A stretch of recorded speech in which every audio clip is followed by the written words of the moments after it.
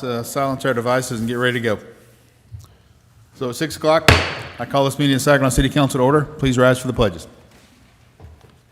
I pledge allegiance To the flag of the United States of America and to the republic for which it stands, one nation, under God, indivisible, with liberty and justice for all. Honor the Texas flag.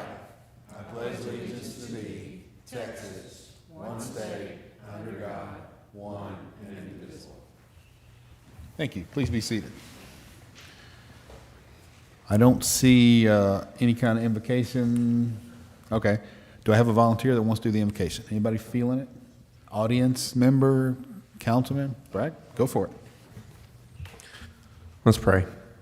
Dear Heavenly Father, we thank you for today. We thank you for the many blessings that you've poured out on us. We thank you for the rain. Lord, I pray that you would guide our business here tonight, that the things that we do would be informed by you, that you would give us wisdom in the decisions that we make. Lord, I pray that you would continue to pour out your blessings on us and our citizens, and ask all these things in Jesus' name. Amen. Amen. Thank you, Brett. 1D is audience participation. Anyone wishes to speak, see the city secretary fill out a form. With the exception of the public hearing, I will call for folks at that time. So, moving forward, the consent agenda. I've had requests to pull item 2B and 2E. So let's do 2A, action regarding minutes of August 20th. 2C, action regarding resolution 2024-11. 2D, action regarding increasing general fund emergency reserve balance. And 2F, considering action regarding resolution 2024-12. Questions, comments on A, C, D, and F? If not, I'll entertain a motion. Mayor, I make a motion that we approve 2A, C, D, and F as presented. Do I have a second? Paul, second. Please cast your votes.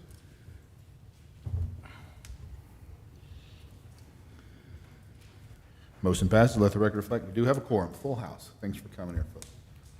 All right, 2V, Councilmember Dunkelfeld asked to pull 2V since she has a, I guess, a conflict. Is that a good way to say that?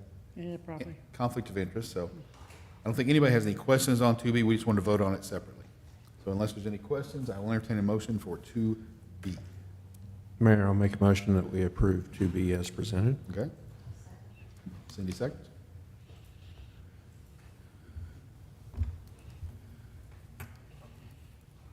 All right. Motion passes. 2E, consideration action regarding the adoption of the Saginaw Public Access Channel policies and guidelines. Pedro.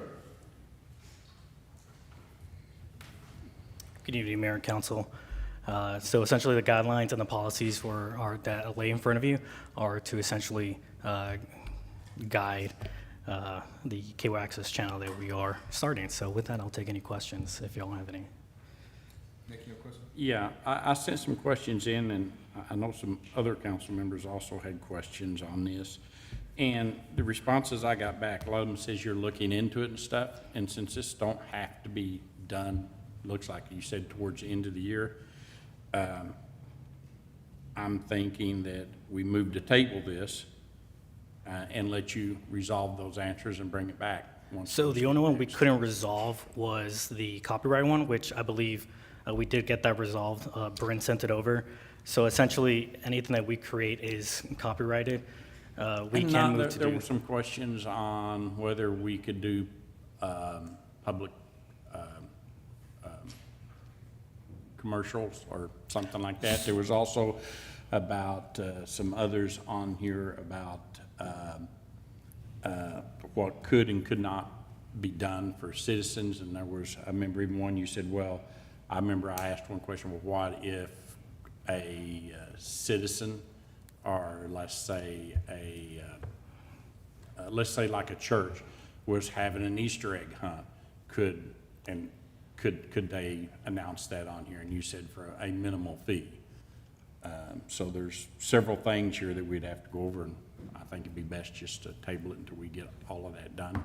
You send it out, let it be reviewed, let all the councils reply back. Yeah, just to give staff's my take on it is essentially what the status is right now currently for all public access channels, exactly how the guideline is imprinted. It's other cities that we researched, and we took their public input, not public input, sorry, their policies and created this. We can wait, but I would say there are a few things already in the woodwork that we would like for this policy to get done already.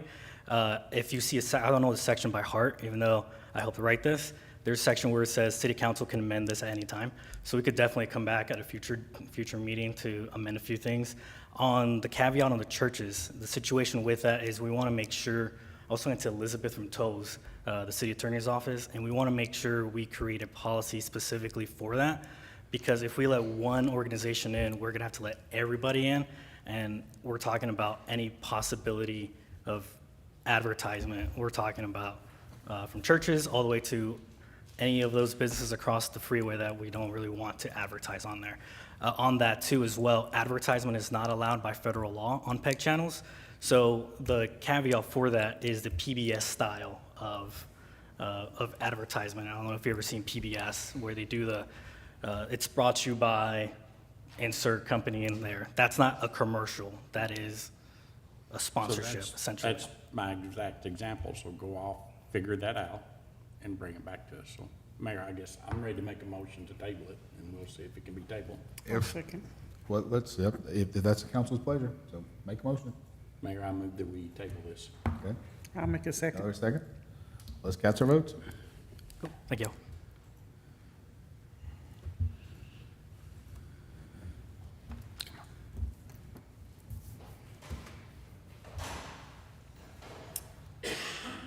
Motion passes. We will table. Come back sooner than later. So, I mean, just, there was questions, or make those changes, send this out to all the council, ask them for things they want, let's get it addressed. Things like that he said, well, we're looking into, we got 4 months. Okay. So, Sounds good. if he can do it in 2 weeks, then we can come back and it'll pass in 2 weeks. Okay. 3A, employee recognition presentations. Gabe? We have no recognitions this evening. Okay, no announcements, no, any council has any interesting announcements we need to make? All right, moving on. Training Green's coming up. It is coming up, that was the only thing I was thinking of. 3B, grain elevator lighting project update. Maria and Luisa, come on up. Good evening. Light this baby up. All right. Good evening, Mayor and Council. So today, Luisa and I are here to give y'all updates on this beautification project that is going to light the grain elevators in our city. We were inspired and following the initiative of our council member, Paul, that is inspired by the silos in Buffalo, New York. So we're trying to bring that into the city. So as you know, this project is included in this year's work plan project. So we have 4 locations that we were looking at in the city: Atterbury, Miller Milling, Viterra, and Arden Mills. So out of those 4, after meeting with staff, Paul, and the vendor, we narrowed it down to Atterbury Grain. And that is due to the location of the silos. Because they are in the hub of the city, they are more visible to everybody in the city, as well as their proximity to the street. So as you're driving by, you're more likely to see them. So we went with Christmas Decor. So this is one of the vendors that we talked to, and this is because they offer an all-package deal, essentially. So they would be providing the equipment, installing, and maintenance. The only thing that they would not include is the electricity. So all of the power for those panels would not be included in their services. So those panels, just the lights, are $1,500 to $1,800 per panel. So they start off at $1,500 for one color only. So as you're adding to your colors, that could increase up to $1,800. And it could also increase if you want those lights to move, if they're not just one singular light going up. So this includes cabling and a controller to change out the colors throughout the seasons. So this would be cabling to connect each panel to each other, as well as cabling to a power outlet or a generator. So again, this does not include any electrical or installation. And this is because the vendor, they are not willing to come out and do a demo on site unless we are willing to provide a budget or a contract, just due to the amount that it would cost them to come out here and do a demo for us. So for right now, we only have that cost estimation for the panels. So they are 16 by 8 foot, all LED, 180 watts, and we can control 4 panels with 1 controller. So each panel should be 30 feet from a power source, so that would be a generator, or connecting it directly to something on site. So Yes. you're recommending 4 panels, so that would be from 6K to 72K. Yes, sir, and we do have that cost breakdown in a few slides. So later on? Yes. So they also provide their service to control the color schedule, and that is included in a package deal that Lisa will go over in a little bit. But we also have the option to control those colors on our own. That does not include any maintenance or services that may be needed if those lights go out or if any issues arise. So this is the vendor recommendation in order to create that wash effect on the grain elevators. So he is recommending 4 panels for every 60 feet. 1 controller for 4 panels, and the panels should be placed 5 feet from the structure. So it's 5 feet from the structure and then 16 feet Do you have a for the picture of panel. grain elevator that we're thinking about putting? I do, yes. It'll be on the next slide.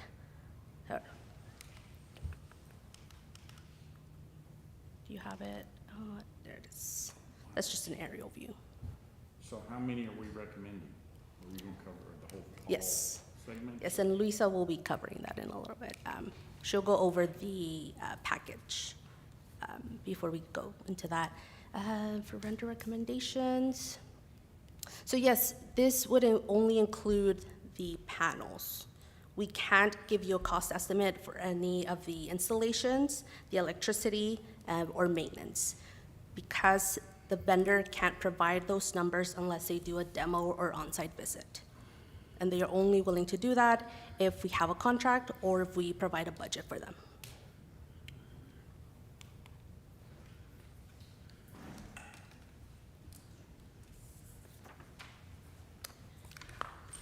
So going on to warranties and what would happen after the installation does occur, we were to initiate a contract with them.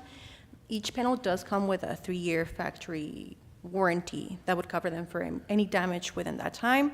And we also have the first year of services for repairs, but it would only be phone support if, the lights get disconnected from controllers or if we're having any issues with the display. If we decide to not really continue to buy any of the warranty packages, it would be like $130 base charge, and on top of that, $150 hourly charge for any technician that comes and does repair. They do have the option for a monthly pack or quarterly packet. In both of those, we would be able to provide a schedule of lighting, right? Like this month or around these dates of the year, we want these colors, et cetera. And they would control it remotely so that we wouldn't be responsible for that. They would do maintenance of the equipment as well, because in the first alternative, it would be action by need, so we would call them if something happens. And these other two, maintenance would be provided regardless, just to upkeep with the equipment. But as we are running into, and Maria has mentioned in the past, we can't have an accurate amount as to how much these warranties would cost because we don't know what the complexity of the project will be yet until that demo occurs, and given the height of these structures and how old they are, and current limitations that might exist. But that is the lifetime span of one of these lights, with about a 5% replacement rate after 5 years. Now, going on to more of a breakdown based on that recommendation, if we want the wash effect that we saw a couple of slides prior with that saturation, we would want 4 panels 5 ideally every 60 feet. If we want to have both faces of the grain elevator structure lighted so that you could see it from Saginaw Boulevard, but also from when you're coming into Saginaw, that would be approximately the amount of panels that we would need for both sides. And given the price of each, that's our estimated cost. Initially, again, this does not include the actual numbers for installation. This is purely just for the equipment.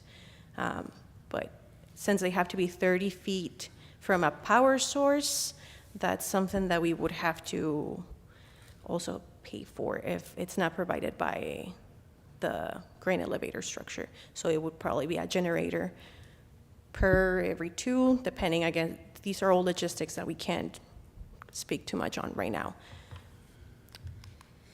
Now, again, this is a reference picture that we have. These red lines are markings of where the train tracks currently are, but the front of the building and main office is on the other side, where perhaps there will be a little bit more accessibility. So that's something that would have to happen once a site visit is scheduled, and we get in coordination with that meeting with the owner to see, you know, how far the panels can be from the train tracks without causing any liability to the trains, but also to our equipment,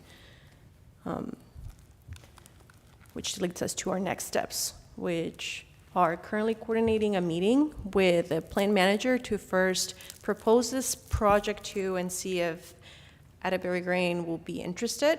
Again, this is just a plant manager, but it would also have to be authorized by the owner since it's Nightquarter property. And kind of just following up with that, getting more of a solidified budget. When talking to Josh, I know one of our issues when talking about pricing was not knowing quite well where we sit money-wise, because I know that he doesn't want to sell me like $1 million project if, you know, we are working with less. So yeah, I guess getting a solidified budget or something closer to that. But again, we're going with Christmas Decor because they provide all the packages, sorry. Any other vendors that we've looked into would just ship the equipment. So we would still have to be responsible of getting a third-party company to come and install it. And this is not accounting for engineers possibly to come help us with the structuring of the project, since we don't know quite how complex it'll be yet. Do we have any follow-up questions? I bet we have some questions on that. Who would like to go first? Mary, go ahead. Yes, I think it would be wonderful if we could have that, but there's obviously some troubling questions, like how can we provide a budget if they aren't letting us know what the numbers are? And this statement, until a contract is initiated, does that mean not really signed, but just a potential contract? There's stipulation to that. It sounded to me a contract should be initiated just because of the cost of setting up that demo. It would have to be 3 to 4 panels that would have to be installed, because one wouldn't efficiently show us what it's going to look like. We have to get like 4 to 5 panels installed so that we can see like how far apart we can put them. Maybe we can work around a little bit with the distance. But yeah, according to the vendor, it does cost them a lot in travel and labor for them to not have for sure like a go from us, unfortunately. Other vendors would ship the equipment, but we would have to figure out how to install it and make it look good, et cetera. But have you guys looked at any grants or anything for this yet? so for the, I know that there might be some out there, so I'm not going to speak for all. For the ones that we've encountered, we wouldn't be able to justify this project because they are more so for general redevelopment of an area that has been kind of neglected historically in a city, not an isolated beautification project like it was on I know the initial grants that you had mentioned. With that city, they had backing from private funding as well. And it was a grant that was intended to incentivize development in the overall area.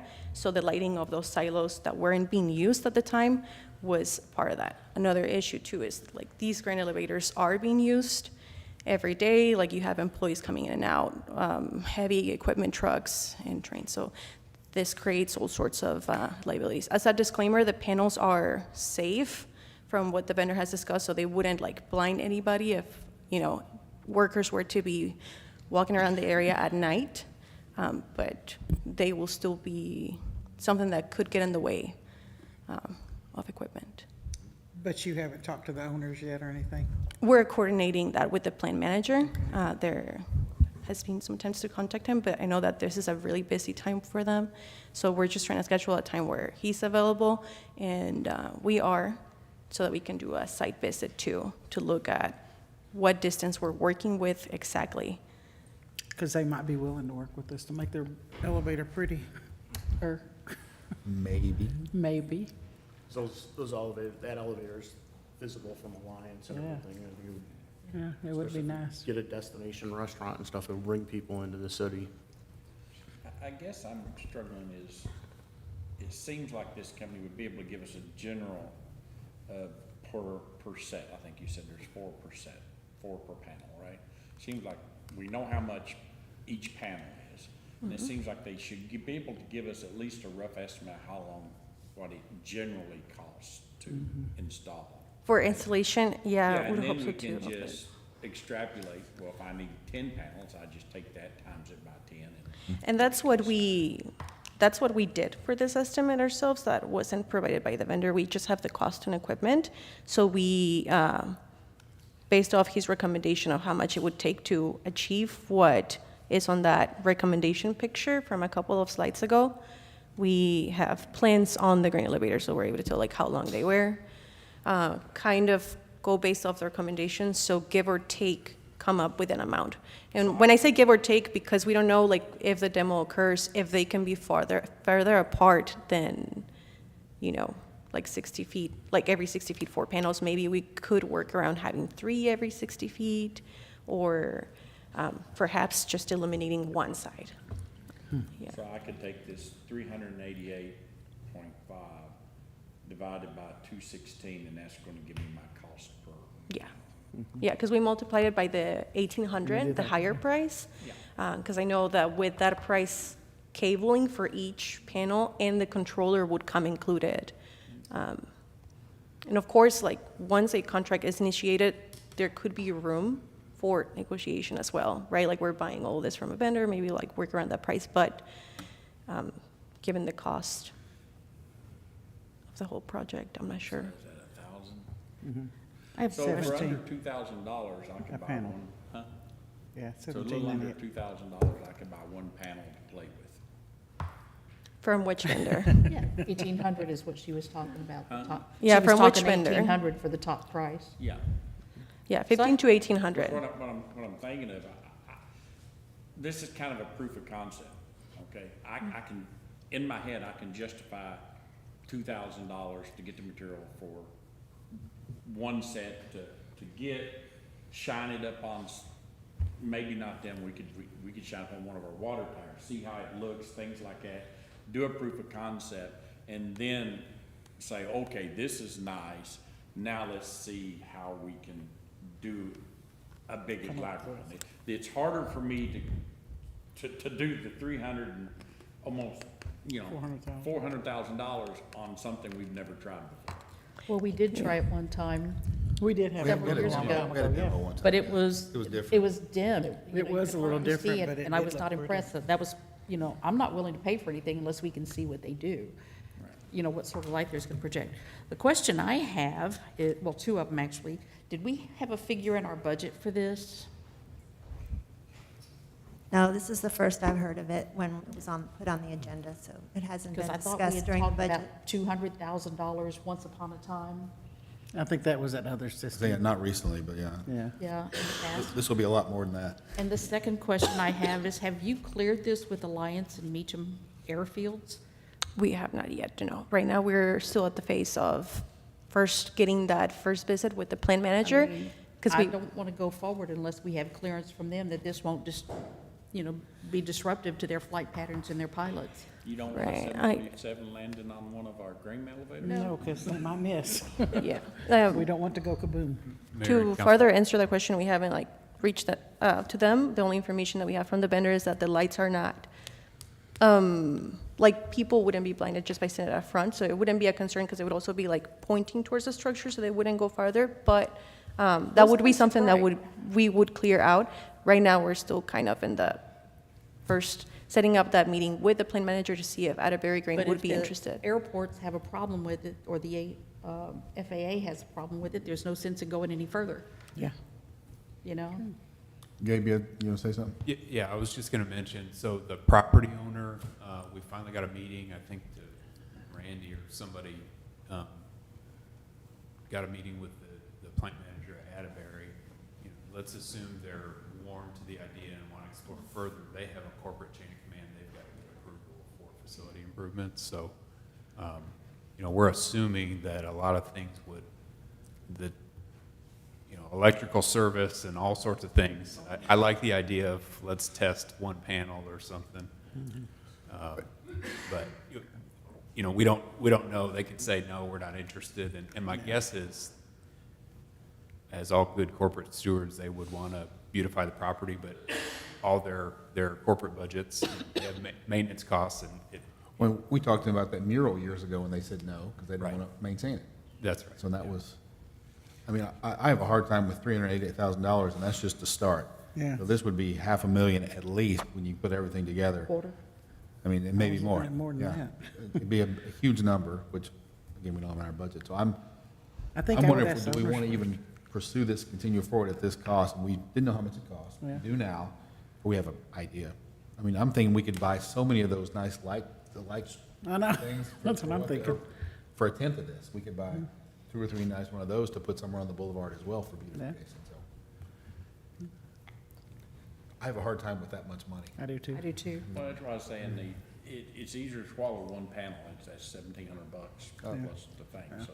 I just don't know, do we want to spend 108 panels or 200 panels? Oh, I don't. I What just is think the, what is the? we need what to is- look, Right off the bat. we need to first meet with Atterbury and find out if they're receptive to it, and then I think we go after some grant funding for it. There's beautification funds and stuff that are out there in different groups. I'd rather have our The staff lights that work they on have other at things. Niagara Falls, they put different things on there and everything. I wonder what one of those would cost. It's like a A lot more spot. Cheaper. It's Huh? cool, but I It don't won't see be it cheap. bringing that. Well, okay, I just asked. Even if we did get grants, I would still want to buy the 4, test Find out it what it out. does. Shine it on something, make sure it's bright before I. Well, Well, I would talk to the problem- owners I very think it's a- first. yeah. the problem in the past was that there was just so much debris over the ages, on those grain elevators, that the colors just weren't vibrant. And then, of course, what's the west sun gonna do to those panels? It's pretty intense here, and then you've got the concrete silos. You're I just- shining the lights, I just calculated last about 5 years. The 50,000 hours equals out about 5 years. That's what it said, yeah. Yeah. Yeah. So about every, it's colored glass, so it shouldn't, and I would think it shouldn't. It's just 5%. Yeah, a 5% replacement rate after the 5 years. But if we only light them up at night, yeah. What they- about train vibrations for the panels and the electrical systems? Yeah, so that's another thing that I can't answer on until we do that site visit with the plant manager and see if that would be feasible, because we can't have them too close to the train tracks. And again, the light intensity for them. And these are all things that would have to be worked out. These are all great questions. The key is do we want to even go any further? Do we want to at least get one panel to at least test it out, or do we just say no? I think I'd ask the owners first and then go with maybe he might let us, but. They may be willing to do something with it too, so, yeah, that's probably just the next step, is to meet with them and see, and Yeah. then then look at it. I mean, we're not here to approve anything tonight, just looking at the feasibility. Okay. But thank you for your hard work. Yeah, so let's just see Thank you, what, come guys. back and, just come back and let us know what's going on. All right. So I'll we keep you appreciate y'all's hard work. We'll keep you updated. No, we appreciate y'all. I know it's been a lot, so thank you. Thank you. All right, moving forward, 3C, work plan update. City Manager Gabe Ray.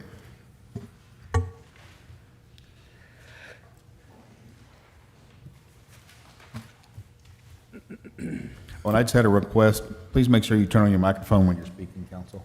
You couldn't hear everybody. What? Make sure you turn on your microphone when you're speaking. Oh, They couldn't hear us. I know, and you got your microphone turned backwards. There you go. Just so you know, a couple of people told me he was trying to talk to the pole, and I'm like, I didn't notice. Talk to the mic. Go ahead, Gabe. Mayor and council, it's about time to review our work plan projects. So since the last time we spoke, Pedro put together this website that's a link off of our main webpage. So if you go to the main webpage, it's under government and immediately to the right, work plan projects. So we're trying to make this, Pedro's done a good job to be like the storehouse of all the information related to these projects. If you maybe got a chance to scroll through, there's videos and clips from past meetings where we've discussed things. So I don't intend to go into too much detail other than to update maybe on a few projects, and please ask questions as they come to you. So focus area for code enforcement is our hotels. This is pretty ongoing. I think we had a summary that was included on the link. To my knowledge, all our hotels are compliant. Yeah. So, Great. Go ahead. last time we talked about this, I never did get it straight in my head. Okay. What are we doing above and beyond for this work plan than we would normally do in our regular hotel stuff? Continually patrol this, Right. proactive, but Yeah. other than that, I mean, unless we're getting complaints, just like any other Right. citizen or any other place, we don't visit there unless we have a reason to, or proactively just do once, me and Jeremy do that together. But I do know there's other activities there that are being looked at, but I don't think that's, Okay. I think for us, maybe, chief would be able to fill you in on that, or I think earlier we did talk to Fort Worth about the nuisance abatement. Do we have any update on that, other than it's ongoing? No? Yeah. And that was with Fort Worth. They, because we've got the two hotels on one side of Blue Round, they've got another two, and similar They just moved backwards. activity, unfortunately, yeah. So, really no news on that. The next project, you might remember the last time we talked about it, we had kind of a rough mock-up. Intent is to bring back a template for the council to approve. I'll let Randy discuss.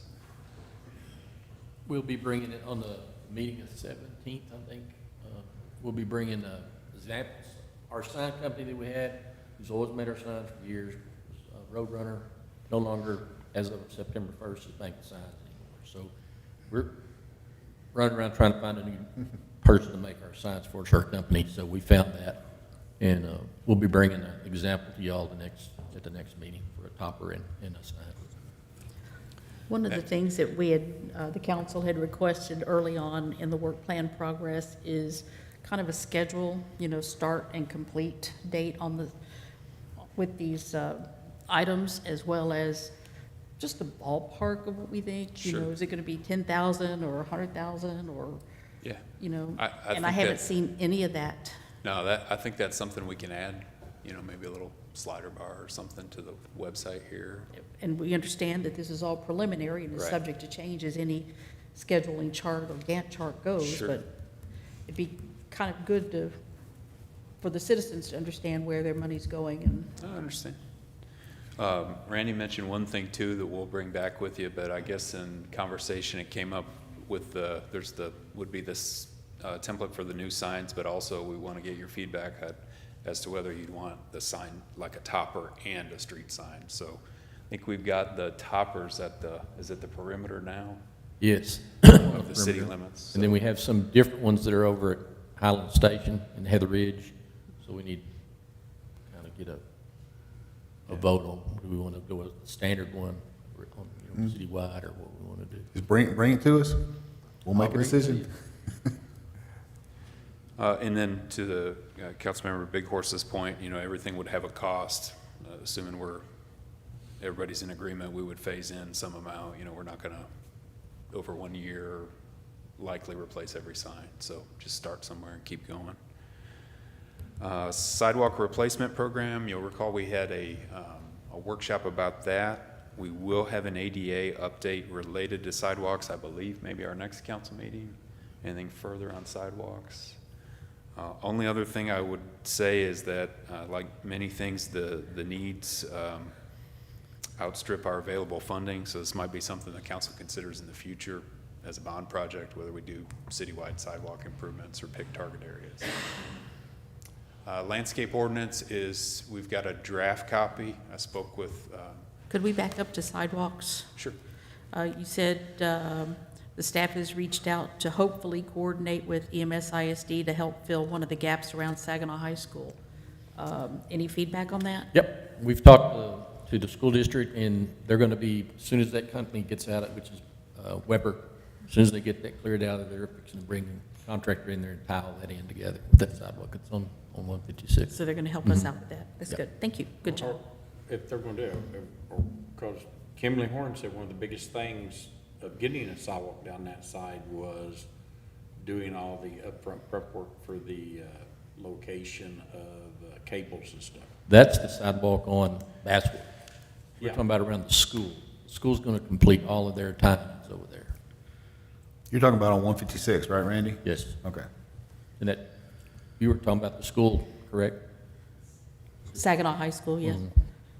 Because that's the one you have listed here. But This- if there's other schools, are they helping out with those as well? Right. With the particular sidewalk you were asking about there, the school is going to do that. Okay. Yeah, when that was originally brought up, the school district had mentioned that they had allocated funds to increase the safety of the children going to and from school. And so one of those was, well, hey, got that sidewalk that ain't put in. And I'm sure they would consider, after they get their portion done, if they have any leftover funds, I'm sure we could approach them about that.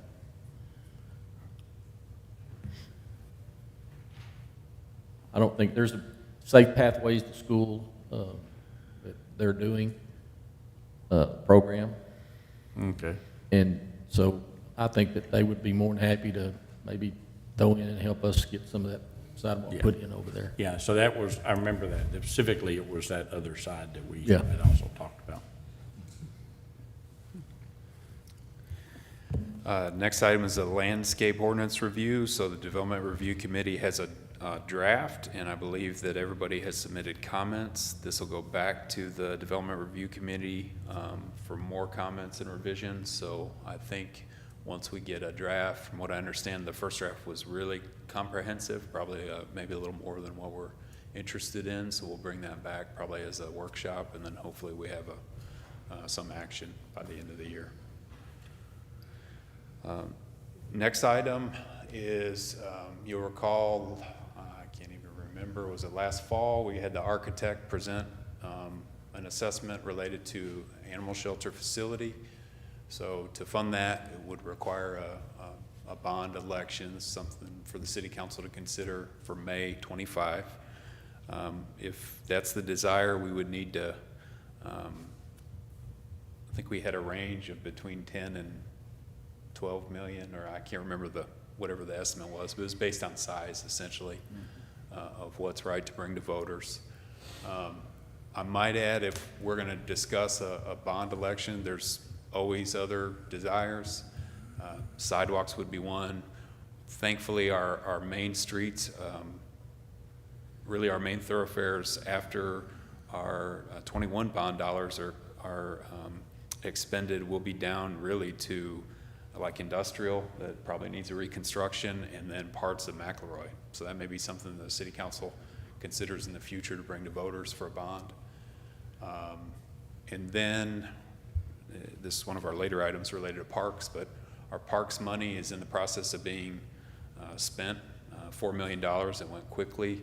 The 2 playgrounds, I believe, are out to bid now. Is that correct?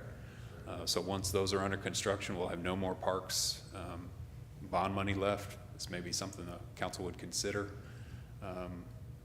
We've done a good job, thanks to the Parks Board, of trying to spread things around the city. Although there's some parks that haven't received any somewhat immediate attention, like William Houston. There was talk about athletic fields, and as well as replacing other playgrounds that are dated. Based on our playground assessment, pretty much everything that's existing is aged out, and at some point we need to replace it. So our timeline there, if it was council's desire to call an election for May, I believe we'd have to call it in February. Does that sound right? Mid-February. So we've got time. If the council wanted to do a kind of a bigger scope bond election, I think that the process that was followed last time was a correct one. The council said, okay, we've got a list of projects, please prioritize them, and here's the not to exceed amount. So that amount last time was $100 million. Ultimately, $67 million was what was brought to voters, and everything was approved. So We also last time had a citizen committee. right, and I would Well, recommend. If we want to do that, we need to get started sooner than later, don't we? I agree. Yeah, if it was not just maybe the one, the animal shelter, I definitely would recommend a committee. I think that's the right approach, and get people informed. In fact, Councilmember St. Clair was on the committee and well aware, and I think we'd follow kind of the same template, present the project types, the committee can make recommendations, and ultimately that's brought to the city. Do we want to get started with that now? Like, for example, have council members offer up citizens that could potential be on that committee and get that sort of going? Because if we want to do that, we need to get started. And if we want to get a citizen committee going and then take a hard look at it, they need to start sooner than later. So what do y'all think, council? Cindy? You got- Do we have to do May, or can we wait till November? We can't make November now. No, next November. right? Next, not, Oh, we not, could not do this one next coming. November, yeah, certainly. Is there any, That way we're not as rushed. is there any benefit to doing a November, that'd be an off year for that'd be an off year for any kind of political, well, national election, so. I think, can we take propositions any uniform election? You can do them at any election, either May or November. Your problem that you get into with November sometimes is if other people aren't having an election, the school district or the county, sometimes your numbers are down. Because they won't come out just for city. Right, that was sort of my question. Will anybody show up for an off-year November election? Yeah. We have a hard time getting them to show up for We- a municipal election. We do, absolutely. I think it might be worse than November, I don't know. Yeah. But Well, we can That's go back something and to look think at the trends. That's pretty easy to do. We can look at that, We those do. numbers. And do we think we can? We can do that, but before the next council meeting. Yeah. Do we think we can not get something together for a May election? That's sort of my so question. the last time we did it, Dolph was kind of the leader of the bond committee portion. I think we do 4 meetings, and it was by project type: parks, streets, facilities. Maybe there was an overview, the financing. Yeah, part of the facilities. I think facilities was So- multiple. Yeah, There were multiple meetings, because we toured fire station, public works, Yeah, and there was animal some- shelter. yep. And then kind of went around a few we did police and Yeah. fire. So, I mean, it was kind of all over the place. What were the items that were left off the last bond election? We need to look at those too. Yeah, off the top of my head. Well, you don't Yeah. have to do that. You can look that No, up. that's a great place to start. And then, like I mentioned, the streets projects that we have remaining that are reconstructions, thankfully, are really down to 2 major thoroughfares, which would be Industrial and McElroy. So, And as far as the bond committee goes, I don't think there's really any disadvantage to having that formed, having them look at it, and running through projects that they would bring to us for recommendation. 'Cause I'm pretty sure the last time we had the recommendation at our December meeting. because then the council had like 2 meetings to decide what to bring to voters. And it was timing-wise right about now. I mean, we started now, and so whatever y'all would like. All right, I got another question. So we had a bond election in '21. So we're talking about having one in '25. Is that too soon? I mean, to have one every 4 years, that seems like a lot. We're asking a lot from voters. Is that reasonable? What do y'all think? Well, when we I had the think it's last a bond much. election, we really had 3 in 1. We had an ABC bond election, so that was a big chunk. It was. But I bet if we got this one, it would be more than one item. We'd want to put 2 or 3. Plus, the I don't know what- taxes are continuing to rise. I mean, the tax rate went down, but property value went up, so the taxes went up. We would be asking for a tax raise with this, sure, if we did a bond I election. think for you better something big. wait. Yeah. Mary, you got something? Go ahead. I remember reading in the TML publication that it's common for cities to have bond elections every 3 to 5 years. So I think that would fit in. Maybe work. And also, I keep plugging for the animal shelter. No matter when we had a bond election, I think our citizens would vote for selling bonds for a new animal shelter. So it's almost like, doesn't really matter when we have it, I think they would vote for it.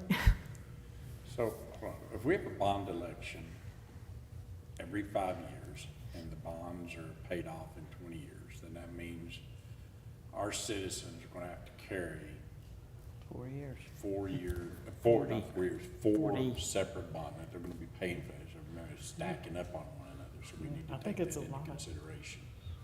It's a good point, but our bond capacity opens up each year, right, as we And pay so off. that's- But, right. you know, the flip side, especially to, you know, hard infrastructure like streets, there's, at some point it has to be addressed. And Right. the longer, but I see what you're saying, yeah, I would definitely want to talk to Kim, and I Yeah. would want to absolutely understand our debt to, budget ratio. Sure. Well, And understand that. Now, I also agree with my fellow here, St. Clair. I don't think there's anything negative of at least starting it, as long as it don't cost us any money, right? To go off and start this and to go back and look at what was originally not picked up in the original bond election. And the animal shelter and what else. At least begin to put it together, shuffle the deck and say, okay, if, that's a big if, we went for a bond election, here's what we would go after. Sure. Yeah. Well, the other question I have is we made a proposal about an animal shelter not being with the bond election. And we don't have any feedback on that yet. Wait, what, We discussed it in executive session, I mean, as far as the, with the Victory Group, I believe so. the one we just had 2 weeks ago, that was just for a location, not for the whole shelter, right? That's what we were asking them, if they don't. I'm asking for the shelter. You want them to do the shelter, you think they do Oh, it? we need to be careful here. That's stuff that was I know. talked in executive. That's what I'm saying. session. That's why I said this was a proposal that we had, and I want to Yeah. look at that option as well before we Oh, yeah. put a bond out to the citizens. Oh, absolutely. No, that's fair, absolutely. That's why I'm not ready to rush into this thing so quickly. And I guess in my head, I was not thinking of 25 bond election, I was thinking 26, but that was sort of, Well, that's only 5 years. I mean, it is, but we didn't have one, and I just thought about that. The one we had before 21 was, I think, 2012? No, we didn't have one, because we had, the Bailey Basel was 12 or 13, so we didn't have one between, I don't believe we had one between, right? I don't think we had one before 21, it'd been several years. I think it is just right before I started or right after I started, so it would have been 2012, I believe. That's May it. of 2012. The Bailey Basel one was, I think, was 2012, if that calls correctly. So it hasn't been, we don't have to do them every 4 years or 5 years, it just depends. yeah. But, you know. We could it's get kinda like- started with, like you said, get started on it so we can, There's no harm in doing that, you're right. I think But it's again- good. I mean, it's kind of like updating your resume. Every so many years, you want to update it. And it's- Well, to me, I look at it. then, do we want to have council members to put their heads together and think about, 3 or 4 citizens to be on that committee? Offer up, send them in? Kim, with the TAD, will we Does TAG give us like an estimate in December of what our new values are gonna be for the next year? Our first set of values are in April of each year. Okay, and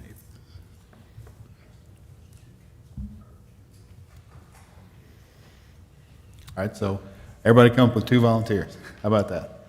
And send them to, you want to send them to me or send them to Janice, or who do you want? Let's send them to Janice, yes. if that's okay.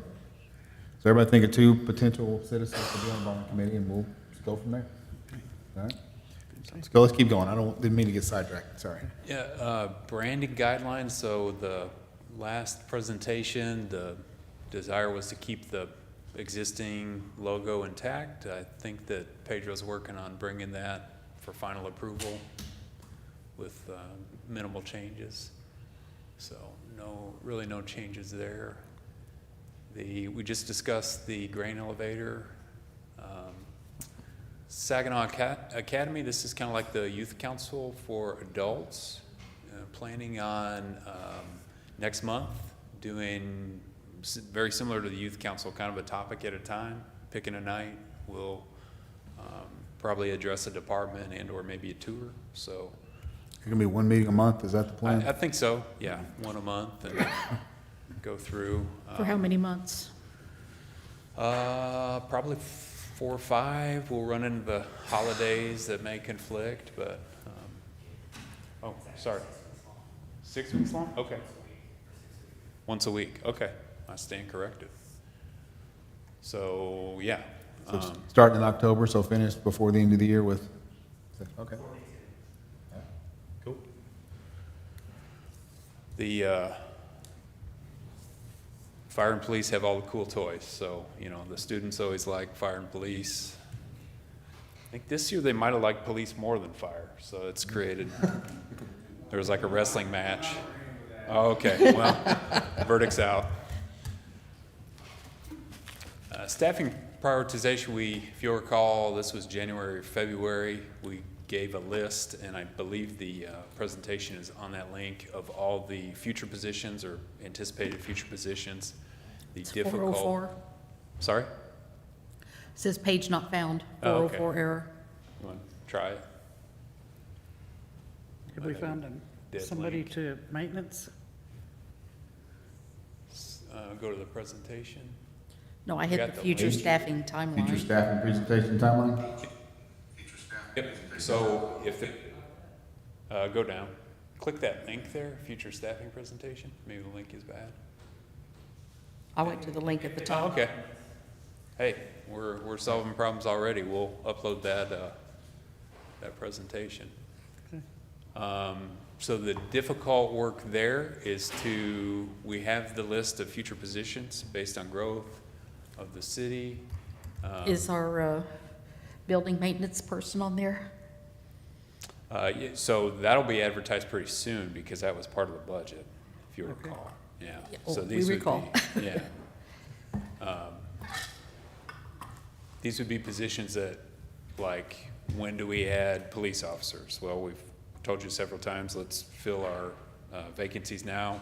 Thankfully, due to the council's action, the approved salary adjustments, we've received a lot more interest. My understanding is we have 1 certified applicant that's in backgrounds and looking pretty good. So hopefully, as soon as we get fully staffed in PD, we'll come back and request more positions. But keep in mind that every time we add a position, there's ongoing costs. We commit to what the compensation philosophy the council adopted was, which is step cost of living as appropriate. So anyway, we'll bring back a discussion item, workshop item for you to kind of tell us what your priorities would be going forward. We had 1 curveball, and I sent an email out just a little bit before the meeting. You might not have had a chance to look at it, but our friends in Lake Worth, through some challenges with their budget, they're choosing to do the emergency management coordinator position within their existing staff, so not doing the cost share. That leaves us, that position's currently vacant.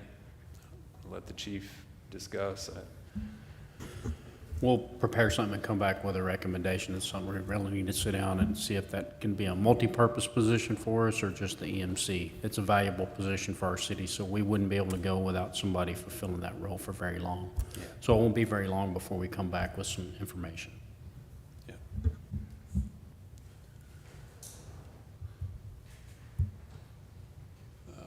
Next item, park system upgrade. We had talked about updating our parks master plan. You may recall, or Janice sent an email out, we're proposing a combined Parks Board and City Council meeting on the September 23rd. The idea is to present all the projects to date, get everybody together on the same page, and then have a path forward where we do a plan, have the Parks Board approve the plan, and then bring that to the City Council for action. Anything to add? It'll give everybody a chance to give their input, and they'll take that back to the final product. The next item is almost complete, the management plan. Lee reminded me that the Animal Advisory Board is meeting September 24th to take final action on the management plan. After that, we'll bring it to the City Council for action. So made some good progress there. Yeah, as I'm saying, I read that and I didn't necessarily agree with what's in this thing. 'Cause it said it's done, all we had to do is approve those ordinances, and I don't agree with that. Sure. I mean, really, the only thing we approved last time they brought it forward was TNVR and ordinances tied to TNVR. That does not, other than stray cats, that does not address the other half, which is canine. Yeah, the management plan that was attached in the backup material for that particular council meeting is the finished product at this point. There's a number of ordinance changes that we need to make, and so we are coordinating with Toast to do all those at once. Just take the opportunity to bring it to you at one time with a final package there. But, I mean, that's, all of those, I was thinking, everything that you all showed us up to now has got to do with feline, not canine. Correct? well, the management plan addresses dogs and cats. Okay. So it addresses the entire. Okay, so when you come back, you'll have the complete plan then? We haven't seen that yet?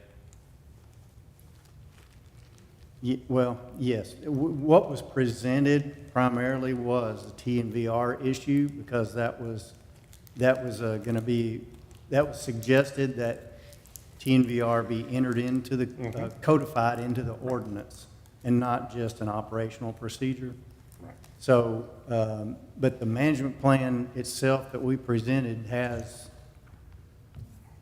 recommendations for both dogs and cats in it.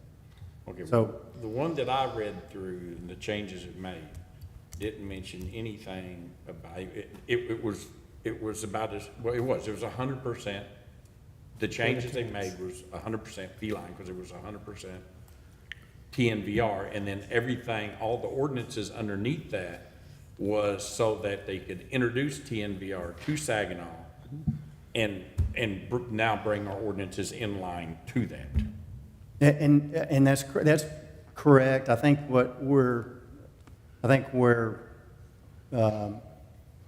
there's already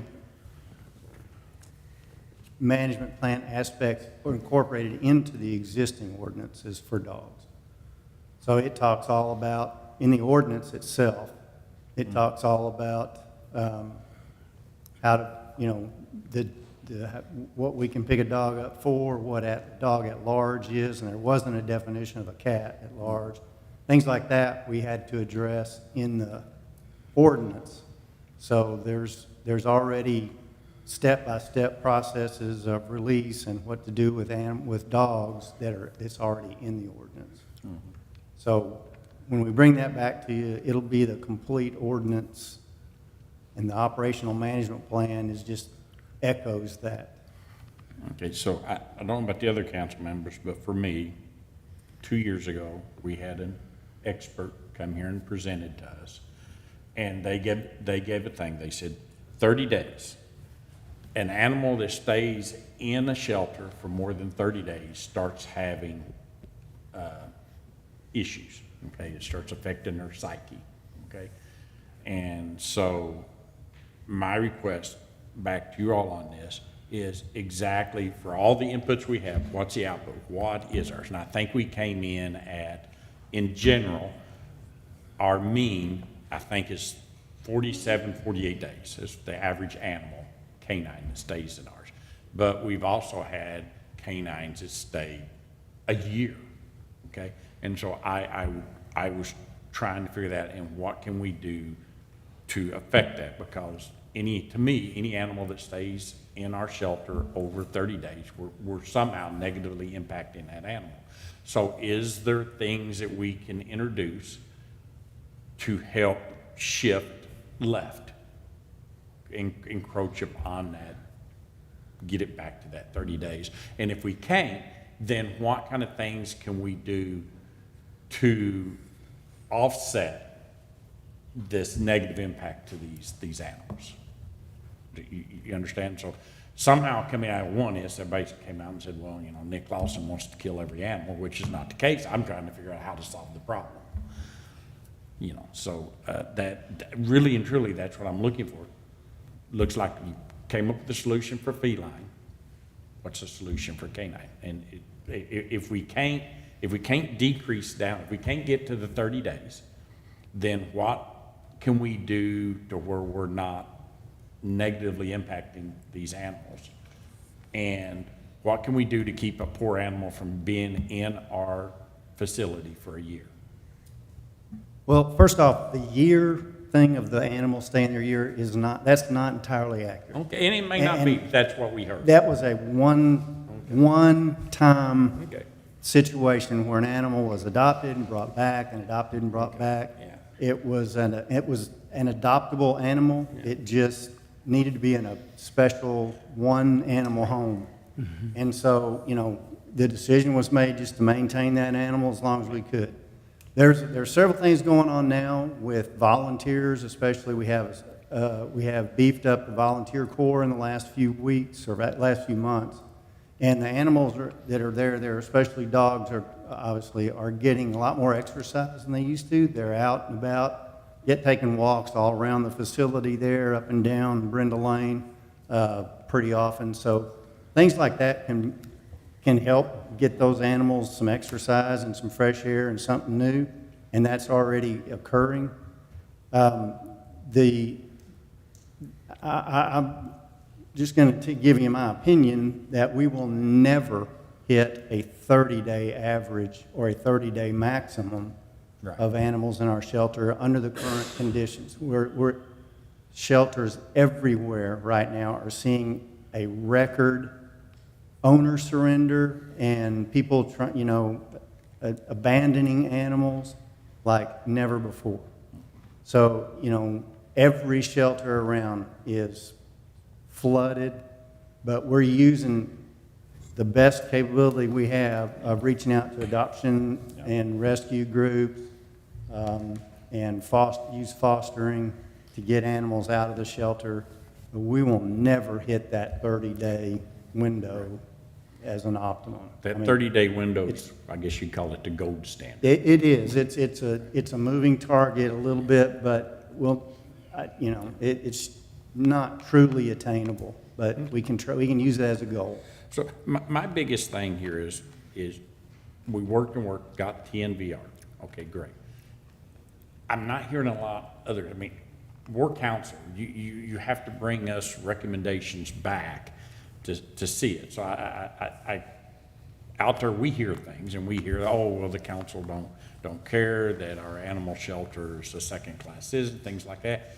But this has been on our work plan for 2 years, and that's the only thing that's came up. So we put it on the work plan for 2 years. That means evidently we care about it. But again, you guys bring things to us that you need to help. And I guess that's really what I'm getting at is, you know, if there's something that can be done to help, either in decreasing the time or increasing the stay of the animal, or to help decrease, whatever it is, you know, bring it to us. I mean, there's only two answers we'll do. We're either, it'll be something we can approve and we do, or we say no. I mean, you know, it ain't as if anybody's gonna be, you know, flogged or anything for it. That's what I'm asking for.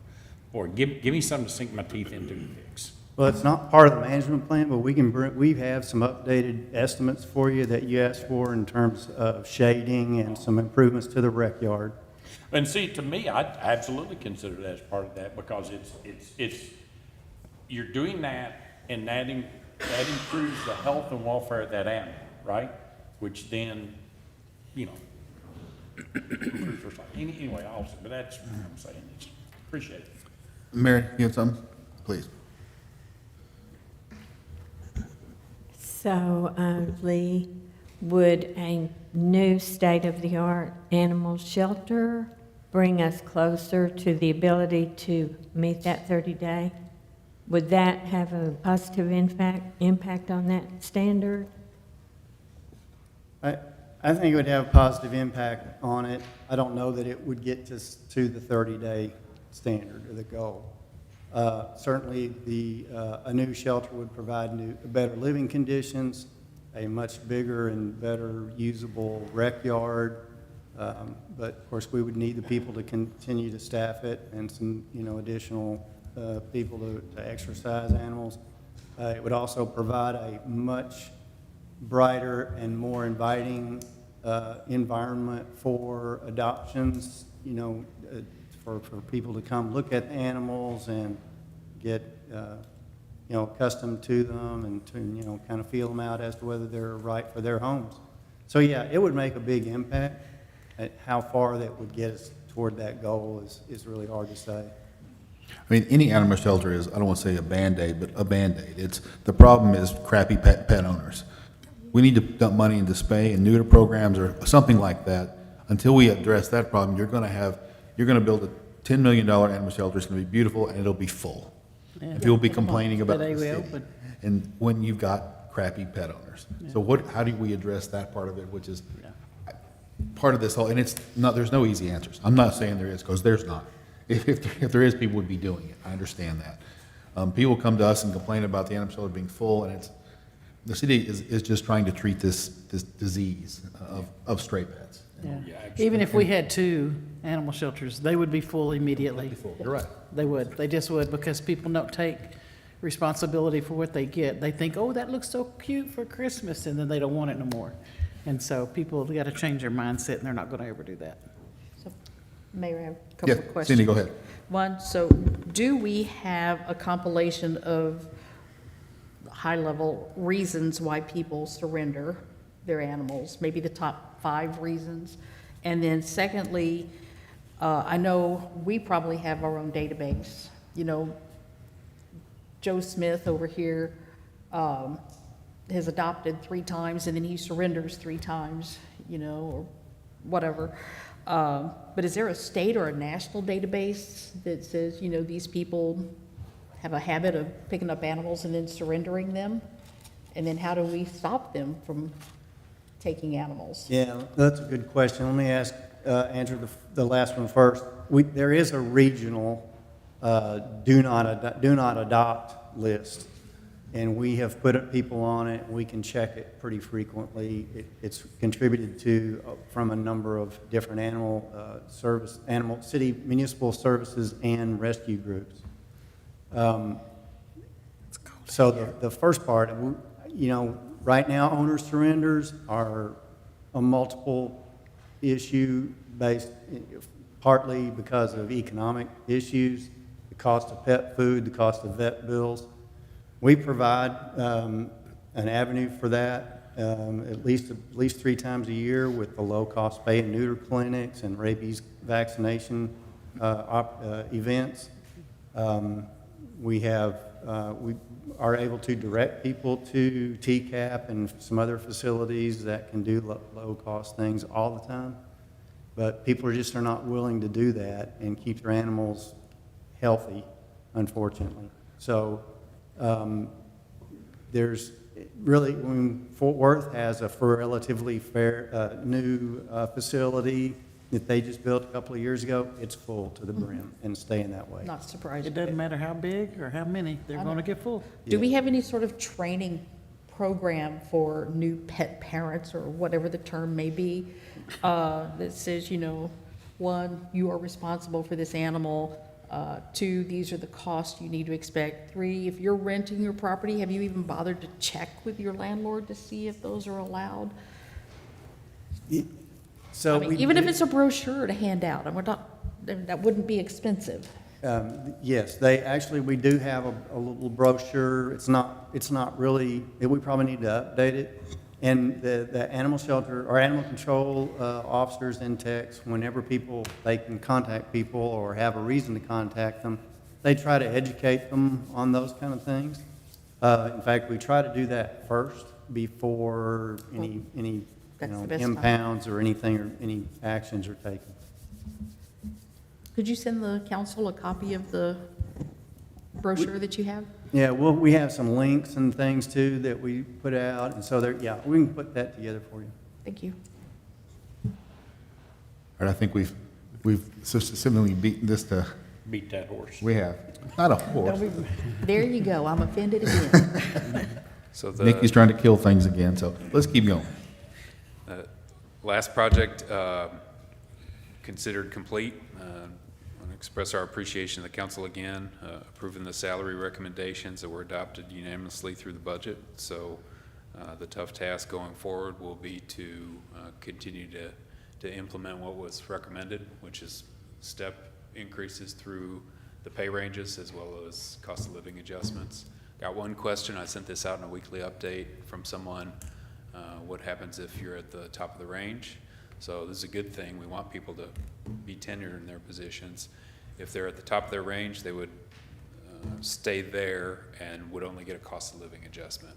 So if you remember, the compensation philosophy said that the city council would do a salary study every 5 years just to make sure that we're in touch with the market. So, 5 years from now, we'll probably do a similar exercise and see where we land. No different than any other organization. So again, very appreciative. Thank you. And with that, look forward to reporting back on some of these items. We're making good progress. All right, thank you, Gabe, appreciate it. All right, so we're at 7:12. We're in a public hearing. Consideration and action regarding Resolution 2024-14, adoption of revised final budget for fiscal year 2023-24. Kim Quinn. Thank you, Mayor and Council. We are required to amend the budget in the same manner in which we adopt the budget. Therefore, are required to hold a public hearing. It's been advertised. The amendments have been posted to the website. I don't have a presentation for you. There was line item detail in the packet as well as a summary, but I'm happy to answer any questions you may have. Overall, all of the funds, with the exception of one, are ending the year better than the original projections. So we are using less of fund balance than originally projected, or adding to fund balance in all of the funds except for the donations fund, which is slightly less than budgeted by like $964. Nick can get out his checkbook again, so. Checkbook, yeah. Checkbook, there you go. All right, council, any questions for Kim? Yes, Brad, go ahead. I just have one real quick one. So down at the bottom of each fund, it says like general fund total, debt service fund total, and I couldn't consistently track it back to what that was referring to. So, and the numbers were always the same under revenue and expenses. Could you explain that a little bit? Yeah, so for example, let's look at general fund.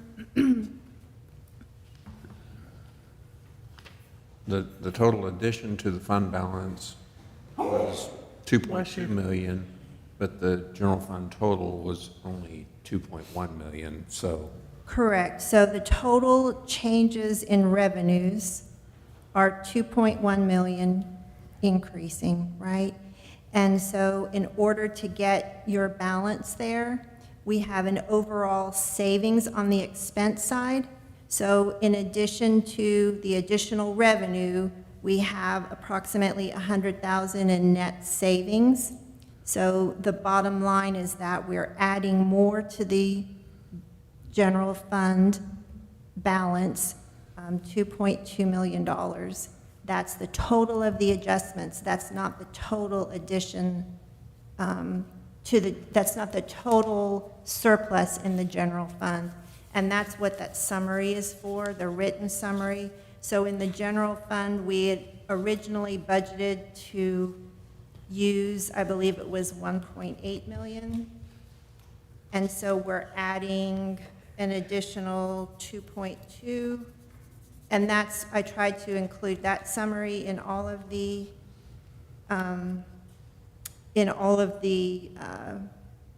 for all of the funds. So that last few sentences there, the general fund balance is estimated to increase by the 2.2 million more than the budgeted decrease of 1.8. So the net increase is about 420,000 for the general fund.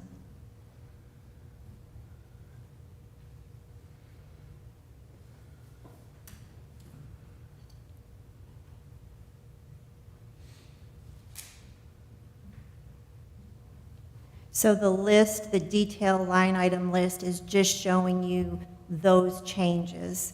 And the summary, the write-up, is giving you the big picture. Okay.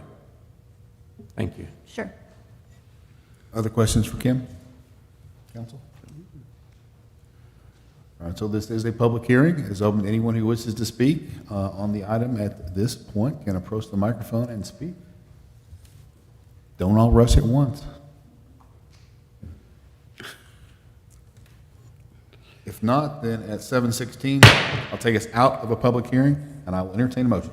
Mayor, I move that we accept the resolution 2024-14 adoption of the revised budget I'll for second. fiscal year 2023 to 2024.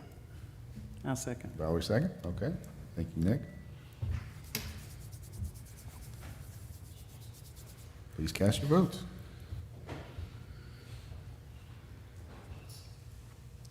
Motion passes. Thank you, Kim. Thank you for keeping us straight. We do appreciate it. Item 5A, consider its action regarding ballot for Texas Municipal League Region 8 Director election. It says me, so I know this has changed, and I know we've all got emails from folks on this, so you want to give us a little background, Gabe? Yeah, so Mayor and Council, my understanding is the elections for the directors of the Texas Municipal League previously were done at the conference every year, and now they're requesting city councils take action before then. So completely up to your, whatever you desire, who you'd like to support. Is that correct? That's right. I thought we get one vote. Do we have the list of the candidates on here? I didn't see that on this. Yeah, it was there. That under attachment. Is it on the attachment? Yeah. There it is. Oh, there's a ballot. Yeah, yeah. There you go. Halton City, Westlake, Hurst, and Grandview. Can we pull up that balance on the screen, please, for everybody can see it? Thank you. There we go. So our options are Troy Dunn, council member, Halton City, Kim Greaves, Mayor Westlake, John McKenzie, council member Hurst, who is the incumbent, and Mary Sarver, Mayor Pro Tem Grandview. I will entertain any questions, comments, thoughts. I have one. Oh, We did receive one letter from John McKenzie, who's the incumbent, and at this point, I would like to support him for nomination, our vote. Second it. I agree. Okay. We vote on that, or we just do it? Let's do a hand. All those in favor of giving our one vote to John McKenzie, raise your right hand. Okay? All those opposed? Okay. Cindy, this is your right hand. That's a left. I just want to say. She's left-handed. So Okay, no. but that- All right, so we will give our vote to John McKenzie.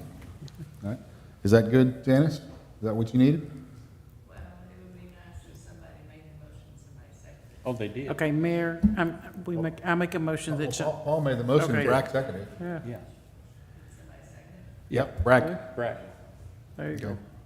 All right, we'll vote. Now then, Now we There you get to go. officially Fair enough. vote again. It's official.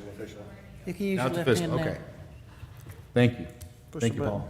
Excellent. So that is 5. All right, 6, executive session. At 7:19, we're in executive session pursuant to Texas Government Code 551.087, deliberation regarding economic development negotiations. We will return to adjourn. We shall return.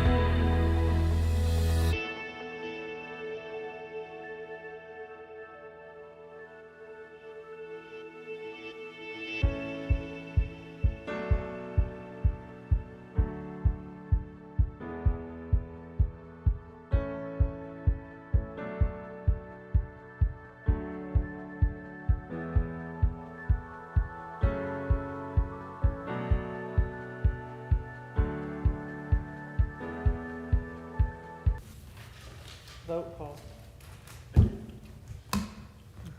It unvoted you. All right, motion passes at 7:28. We're out of here. Thank y'all.